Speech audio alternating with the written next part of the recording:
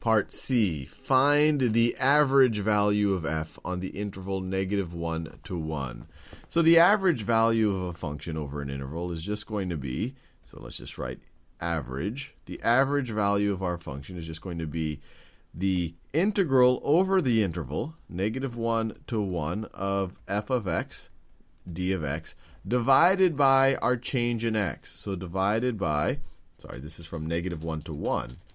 -1 to 1 f of x d of x divided by our change in x. And our change in x is 1 minus -1. So this is going to be equal to 1/2 times the integral. And here, f of x is piecewise defined. So what we can do is break up this integral into two intervals. We can say the integral of f of x from -1 to 0 of f of x dx plus, let me just write it this way so we don't have to keep rewriting the 1/2. Let me write it, use brackets, plus the integral from 0 to 1 of f of x dx. And the reason why I broke it up like this is because this function has a different definition, or it's piecewise defined. It's different when we're less than or equal to 0 versus when we are greater than 0. So that's why I like to break it up this way. So then we get this is equal to 1/2 times, and in brackets, in big brackets like this, this first part right over here we can write as the integral from -1 to 0. What is f of x between -1 and 0? It's 1 minus 2 sine of x. 1 minus 2 sine of x dx. And then plus this thing right over here.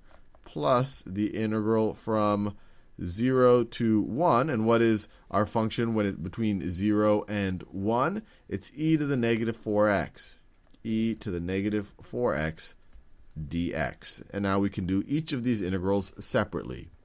And so this is going to be equal to 1/2, and once again I'll do a big open bracket right over here. My pen is getting loose. Let me tie on the front a little bit better. There you go. All right, back to work. So 1/2 open brackets, and now let's take the antiderivative of 1 minus 2 sine of x. Antiderivative of 1 with respect to x is just x.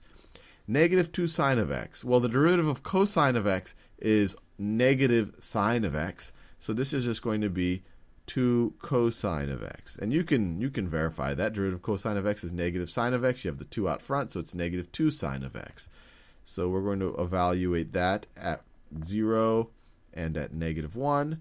And to that, we're going to add, so let's do this definite integral over here, the antiderivative of e to the -4x. The antiderivative is going to be equal to negative e to the -4x over 4.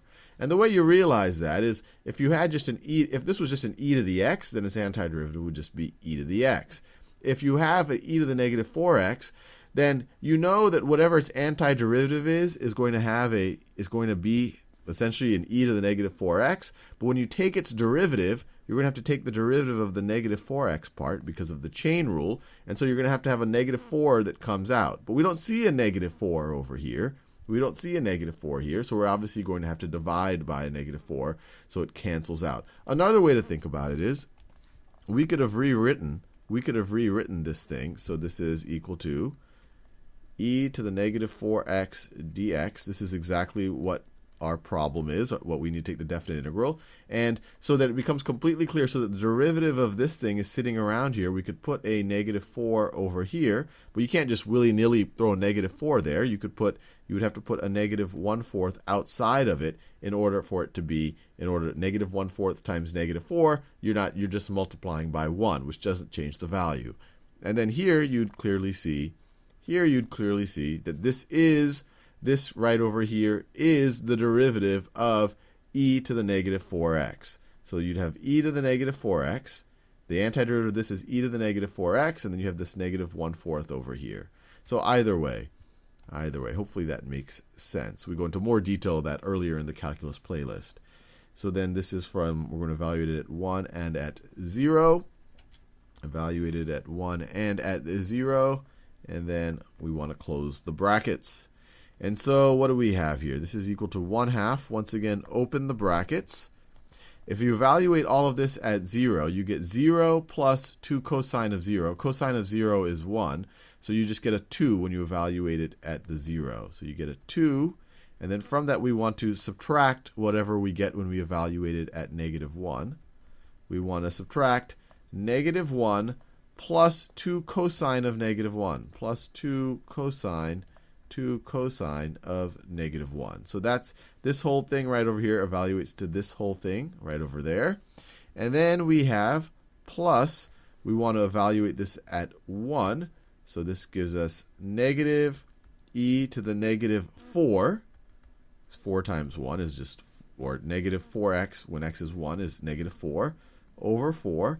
And from that, we need to subtract this thing evaluated at 0. We need to subtract this thing evaluated at 0. So that's going to be negative e to the 0 over 4. Well, that's just e to the 0 is 1, so that's just negative 1 over 4. And once again, all of this is going to be multiplied by 1/2. And now we just have to simplify it.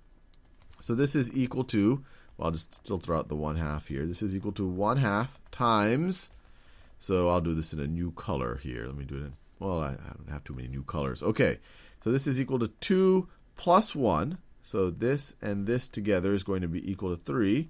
And then you have this negative outside, so that's why it was a plus 1. And then you have a negative times a positive 2, so minus 2 cosine of negative 1.